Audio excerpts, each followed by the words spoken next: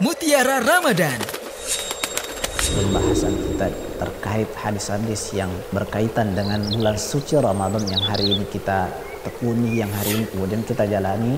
Ada beberapa hadis yang kemudian perlunya kita fahami bersama dan kita tahu bersama agar kemudian tidak bermudah-mudahan menyandarkan hadis kepada Nabi Shallallahu Alaihi Wasallam, padahal itu bukan hadis dari Nabi Shallallahu Alaihi Wasallam. Hadis-hadis palsu dan doif seputar Ramadan. Bismillahirrahmanirrahim. Assalamualaikum warahmatullahi wabarakatuh. Alhamdulillahi rabbil alamin. Nahmadullahi subhanahu wa ta'ala. Wa nashhadu anna Muhammadan abduhu wa rasuluhu la nabiyya wa la rasula ba'da. Akhwatal iman a'azzani Allah wa iyyakum. Kita memuji kembali Allah subhanahu wa ta'ala dengan nikmat Ramadan ini. Nikmat puasa, nikmat salat, nikmat sedekah, dan semua nikmat-nikmat Allah subhanahu wa ta'ala di bulan yang begitu mulia ini. Kita kemudian akan melanjutkan pembahasan kita terkait dengan hadis-hadis lemah yang banyak berseliweran dan banyak kemudian tersebar terkhusus di bulan suci Ramadan ini.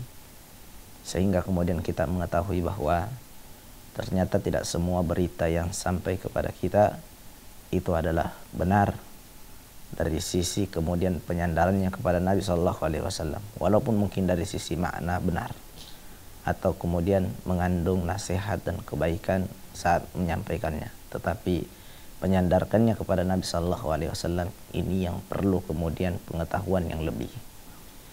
Kita akan melanjutkan pada hadis yang ke-10 yang kemudian membahas tentang amalan dan anggapan orang terhadap beberapa hari di bulan suci Ramadan, terkhusus bagi mereka yang melaksanakan itikaf.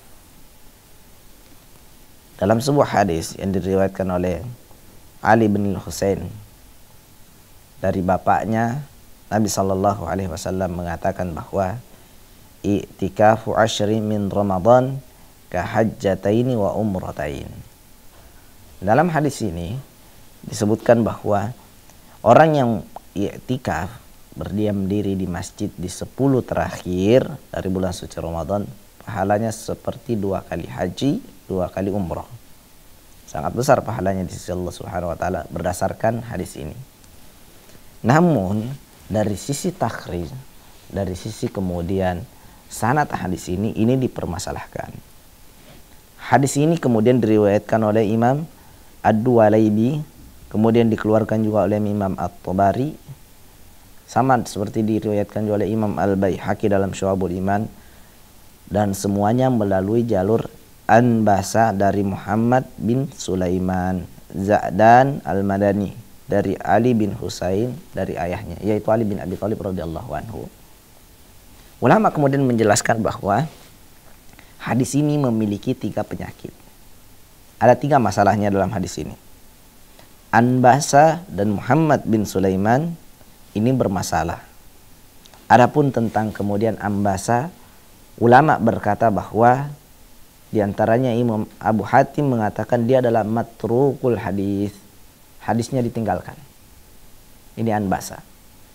Yang kemudian Imam Bukhari juga mengatakan bahwa dia adalah riwayatnya ditinggalkan. Sementara Muhammad bin Sulaiman, ulama memberikan komentar, diantaranya adalah Imam Al-Baihaqi mengatakan, adapun Muhammad bin Sulaiman Za'dan, dia adalah matrukul hadis, dan Imam Bukhari mengatakan tentangnya tidak ditulis hadisnya. Dan penyakit yang terakhir yang ada pada hadis ini yaitu tidak jelasnya siapa Muhammad. Siapa Muhammad ini tidak jelas siapa. Terkadang dia disebut dengan Muhammad bin Sulaiman, terkadang ditulis juga namanya Muhammad bin Salim, terkadang juga disebut Muhammad bin Zad'an. Inilah yang kemudian membuat hadis ini jadi lemah. Secara kesimpulan, maka hadis ini disebutkan oleh para ulama bahwa tentang i'tikafu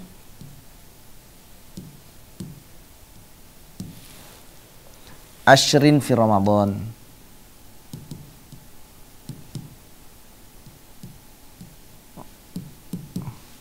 ini memiliki dua keutamaan yang disebutkan dalam hadis ini, yaitu hajjataini wa umratain. 2 kali haji, 2 kali umrah. Tetapi kemudian ini dilemahkan oleh para ulama. Ada 2 orang yang bermasalah dalam riwayat hadis ini. Yang pertama adalah Anbasa, dan yang kedua Muhammad bin Sulaiman. Anbasa ini disebutkan oleh kemudian diantaranya Imam Bukhari mengatakan tentang Anbasa bahwa dia adalah hadisnya ditinggalkan. Ini juga yang dikatakan oleh Imam Ibnu Hatim bahwa Anbasa ini matrukul hadis.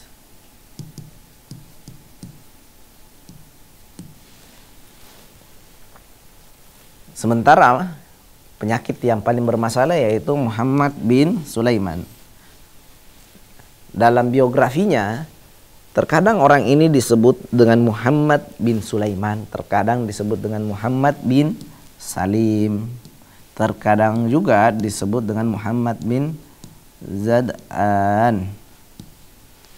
Inilah masalahnya.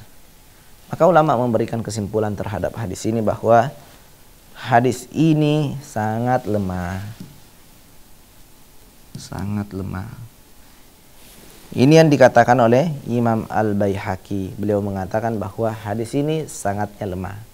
Yang disebutkan oleh Imam Al-Baihaqi. Begitu juga yang disebutkan oleh Syekh Albani bahwa hadis ini lemah.